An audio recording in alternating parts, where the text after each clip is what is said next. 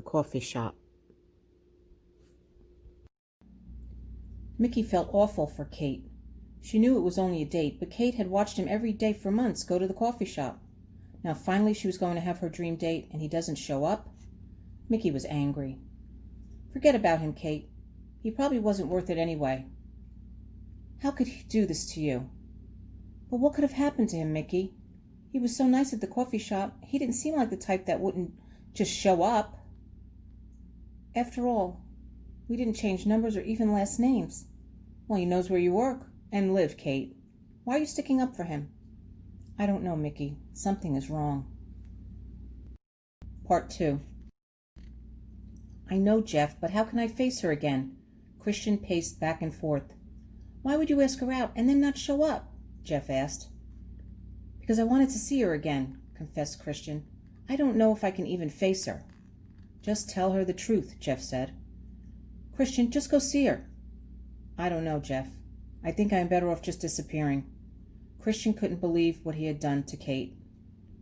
Do you know how she must feel? You not showing up like that? Jeff continued. Christian was so torn up about Kate. You not showing up like that? Jeff continued. Christian was so torn about what to do about Kate. He felt awful. Go see her, Jeff reassured him. She will understand about the building. What she won't ever understand is that you didn't show up. The door chime rang just a few minutes after opening the store. Kate was busy stocking yarn bins and turned to see who had come in. Christian, she whispered in disbelief.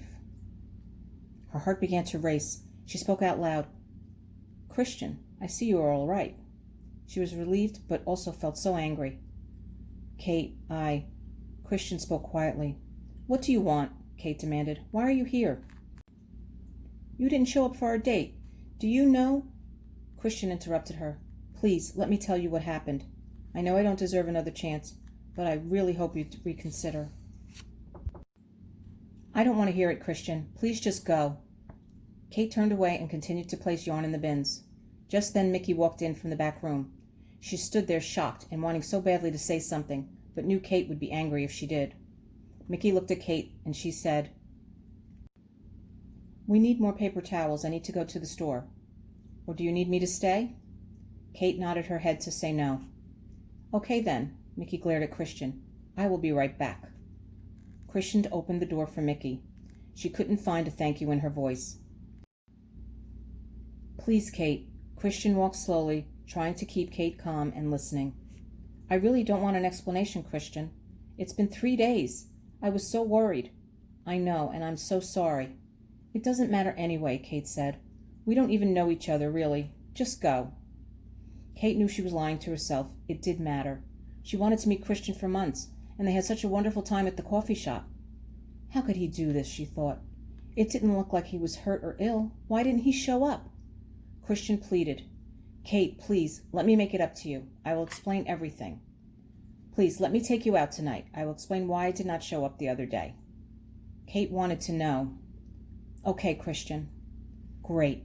Christian could barely conceal how grateful he was. You will understand when I explain everything. Is 7 okay?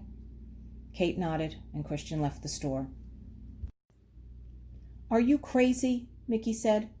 Mickey, please. How could I not let him explain? How dare he do this to you? Mickey was angry. It's okay, Mickey.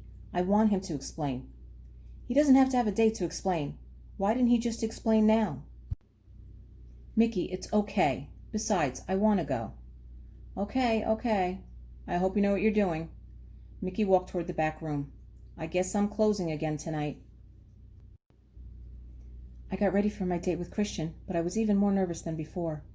I kept arguing with myself as to why I was giving him a second chance. Well, maybe it was because I waited for this for months, and I guess I really wanted to know why he didn't show up the first time. And of course I'm wearing the same outfit I had on the first time. It was a beautiful spring day, just warm enough for my shawl. I just thought it was the perfect outfit for a first date. I went downstairs to the store and decided to sit behind the counter and knit while I waited. Knitting always relaxed me. There was a knock on the door. It was Christian. I put my knitting down and walked toward the door. I felt like everything was moving in slow motion, or something was keeping me from opening it. I took a deep breath and turned the knob. Hi, Kate, Christian smiled. Hello, Christian. You showed up. Well, that's a good start for a first date. Or is this our second date? No, I guess it's a first date, since we didn't really have the first. I rambled, trying to be funny but sounding sarcastic. They both laughed out loud. Christian offered me his hand. Shall we? I took his hand and we began our date. We were seated at a table in the corner, next to the window, at a quaint country restaurant where you could see all the shops that line the street.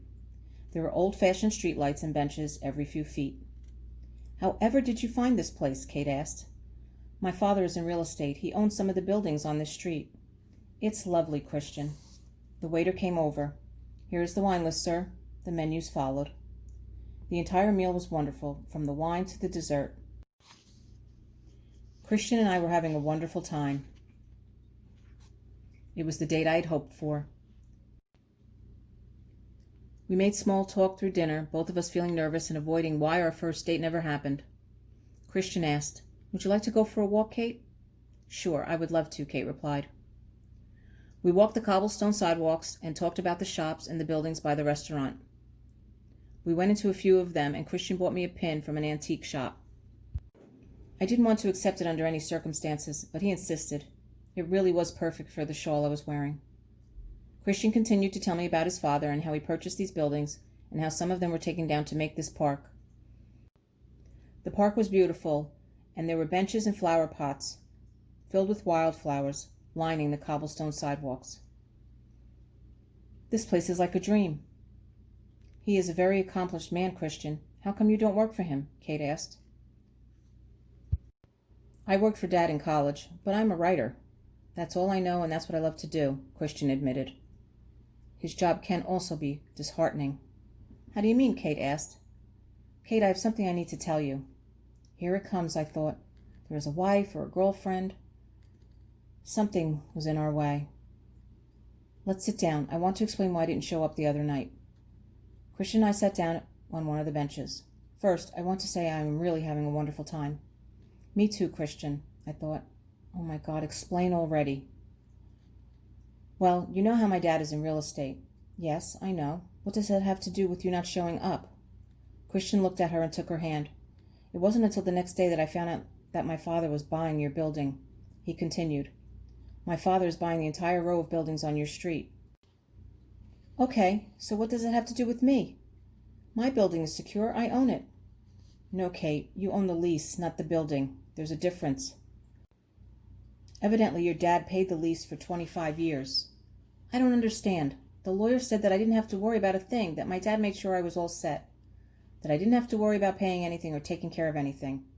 He said that my dad had taken care of all of it. In his letter to me, he said he wanted to make sure I had a home and his business until I made my own way. I continued to plead my case. I decided a business of my own would be the only way I wanted to go, so instead of moving and working for someone else, I decided to stay in my apartment and start my own business in the building. Your lawyer wasn't clear about your ownership, Kate. Christian was trying to be caring. Your dad was a tenant. The contract your dad signed was for a lease for 25 years. If the building was sold before that time, you would be refunded any money on the prepaid lease. But the lawyer said it was mine. And what does this have to do with why you didn't show up for our date anyway? Kate demanded answers. Christian couldn't take the hurt he was causing Kate, but he knew he had to say it. My father bought the buildings on your street and is going to knock them down, yours included. He's what? My store? My home? Why is he going to do this, Christian? Christian continued. The buildings are old, and it would cost more to fix than to take them down and start over. So I can move in when they are rebuilt. Christian had to reveal more bad news. He is building a bed and breakfast and a park, sort of like this one. There won't be room for stores. He can't, Christian. What will I do? Kate's eyes filled up with tears. Again, what does this have to do with you explaining being stood up? Kate was beginning to feel really angry. Well, when I found out about it, I was torn about whether this would be something that would be a conflict for a relationship with you. I thought it might be best not to have our date. But then I thought it may not matter, so that's why I came to your store. When is this going to happen? Kate asked. Christian could barely get the words out. Demolition should begin by November. 6 months? That's all I have? And I would have to go through the winter trying to rebuild my life? You're going to rip me out of my home and destroy my business? Of course it matters.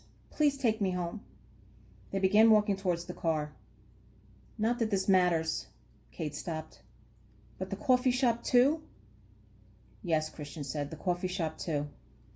Kate felt like her memories were being ripped from her heart. Christian knew things would turn out this way, but he was glad he tried. He dropped Kate off at her building. Kate got out without a word.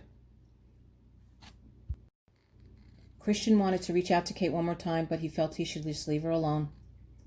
Kate walked into the store without looking back. There was a dim light in the corner, coming from one of the knitting tables.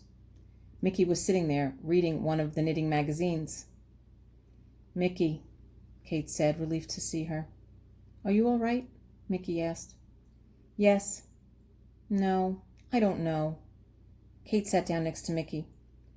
Well, what was Mr. Wonderful's excuse? She asked, not looking up from the magazine. Kate began to cry. That bad, huh? Mickey down put the magazine and hugged Kate. She didn't say anything. She just let Kate let it all out until she was ready to tell her what happened. I am so angry, Mickey. The reason he didn't show up last week was because his father is tearing down this building and other buildings, including the coffee shop, and is putting in a bed and breakfast and a park in this area. He didn't know if he could face me knowing that he was tearing down my home and my business. So there was no girlfriend or a wife? Mickey asked. No, Kate said. Just my whole life, which is now unsure of a future. So you aren't going to see him anymore because his father is a billionaire real estate tycoon? Kate sighed. Mickey, focus here. Well, I'm just trying to understand. He is still single and gorgeous. His family buys property and makes it a better place to live? And this is not a good thing? Mickey, whose side are you on? Kate wiped her tears. Believe me, I am angry for him not coming clean the first time. Just not showing up like that, but... Kate interrupted. Mickey, he's tearing down my home. No, his father is. What does that have to do with him? What is wrong with both of you? Kate, it's time to let go of your father's place. You have to think of this as a new beginning, a new life. I don't know, Mickey. He lied to me. No, he didn't. He didn't show up, yes. And I might even forgive him for that because I still think he might be worth the chance for you to get to know him. I saw you after your meeting at the coffee shop. You were happy that I'd seen you in a long time. I know that by him not showing up has put some distance between the two of you. But don't let something that could be wonderful go. Just for geography. But it's my home, my memories. It's time to make new memories. Mickey handed Kate a tissue. Kate went over to the window. Mickey asked her, Well, Kate, what are you going to do? Kate looked out the window at the coffee shop.